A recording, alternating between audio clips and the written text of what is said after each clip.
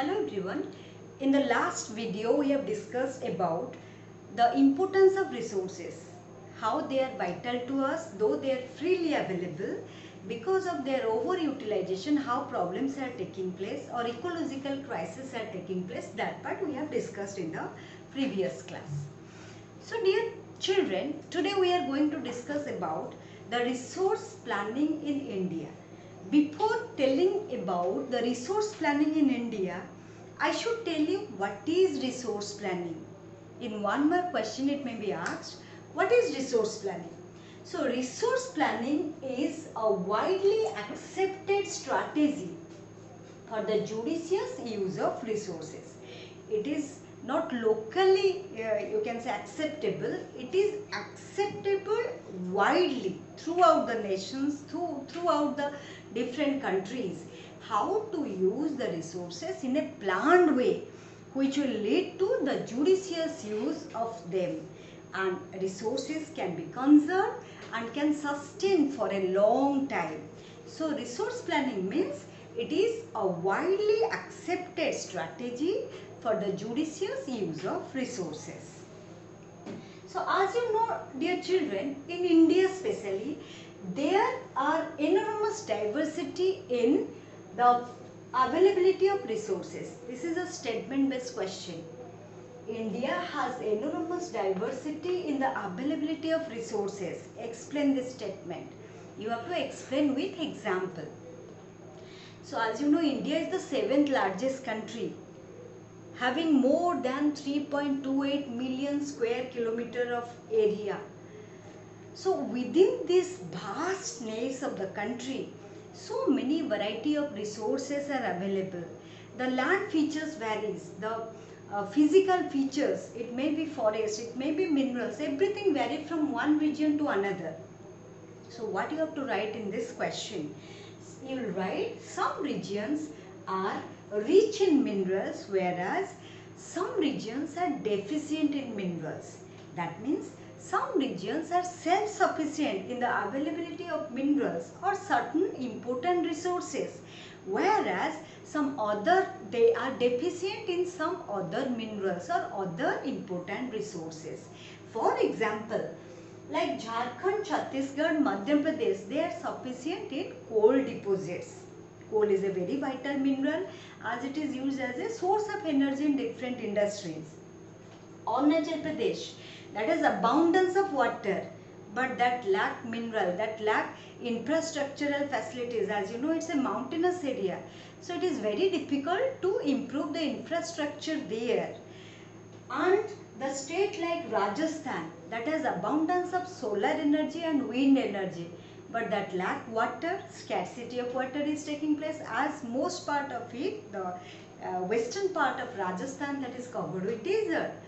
Then like Ladakh region, it's a rain shadow area and it has rich cultural heritage, but as it is a rain shadow area, it is deficient in water, and even if that lack infrastructure along with some vital minerals are also not found. These are some of the examples which are given in your book. You can give, you remember and write point wise. Then next, after writing this, you will find in your book page number 4 that one sentence is written. There is a call for or there is a need for a balanced resource planning at the national, state, regional and local levels. This sentence may be given to write and explain because you are standard 10th children. Each and every line is important for you. So what you will write in this? After writing, you have to explain same answer. Same answer, that means India has enormous diversity in the availability of resources. What we have discussed, same you will write, and the end, because of this diversity throughout the country existing in form of maybe infrastructure, maybe the land features, maybe physical features, maybe mineral, whatever is found, it may be water resources, maybe solar energy received, when it varies from one region to another. That's why to have an overall national development, we need to have a balanced resource planning which will be suitable not only at local level, not only at regional level, not only at state level, but also that should mean for the overall national development. That part you have to write. Then coming to the next part, it is the stages of resource planning in India. What was planned or how India has planned to use its resources through different stages. That means how to have the judicious use of resources, what planning is done after the independence. That means between 1951 and 56, the first 5-year plan was launched. 1951 to 56, first 5-year plan was there. So in first 5-year plan, after this, so many planning is done, and for resource planning, 3 important stages are suggested. What are the 3 important stages? Very important from the exam point of view. All these 3 points you just mug up. So first one, identification and inventory of resources. So in first, that is identification and inventory of resources. How is it possible? It is only possible by thorough surveying, by mapping, and by estimating the quality and quantity of resources. That means simply its meaning is we have to identify, we have to invent what type of mineral is found in which region, what is available, when we will come to know. Accordingly, planning can be done. That's why through surveying, through mapping, through qualitative and quantitative estimation of resources, we can first identify and invent the resources. Then coming to the second point, we have to evolve a planning structure. Evolve a planning structure which will include skill and institutions. Evolving a planning structure endowed with appropriate technology, skill and institutional setup. As you know, dear children, previously it is discussed a little. Even if you are the student, every day you are planning how to complete your homework, how to complete your classwork, and at the same time you have to practice or you have to complete your syllabus according to the forthcoming examinations.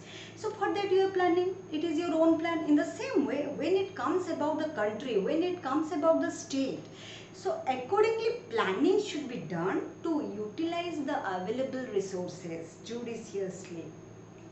So for that we have to plan effectively by involving what will be included in that.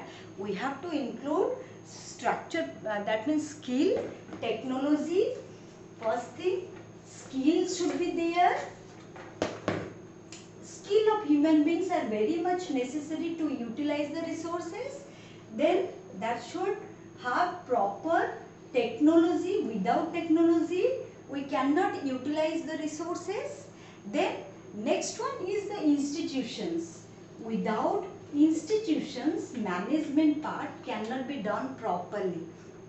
Like in Talcher coalfields are managed by MCL, Mahanadi Coalfields Limited or MCL. In the same way, in different areas, it may be like think about ONGC, it may be you think about CCL, you just NALCO. Depending on the different areas, depending on the type of resource, so many institutions are set up to regulate, to plan and accordingly to execute. Whatever they have planned, that needs proper execution. So that's why that needs a proper planning.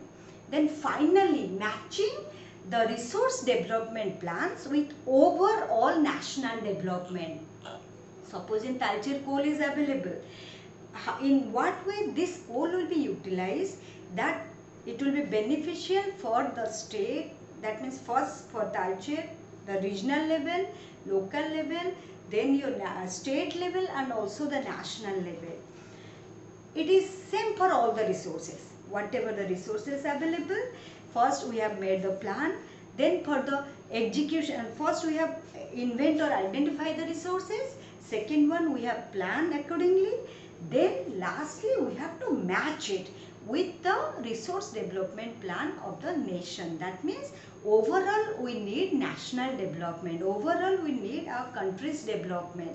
That is why it should match with that.